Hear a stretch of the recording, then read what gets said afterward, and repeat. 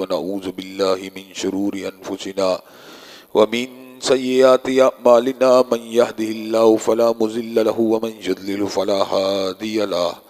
وأشهد أن لا إله إلا الله وأشهد أن محمدا عبده ورسوله أما بعد فإن خير الحديث كتاب الله وخير الهدي هدي محمد صلى الله عليه وسلم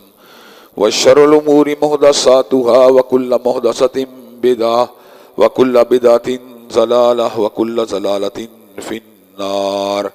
أما بعد أعوذ بالله السميع العليم من الشيطان الرجيم ومن يعظم شعائر الله فإنها من تقوى القلوب۔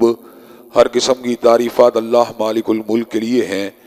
جنہوں نے جنات اور انسان کو اپنی پوجا، اپنی بندگی اور اپنی عبادت کے لیے بنایا اور ارشاد فرمایا وما خلقت الجن والانس الا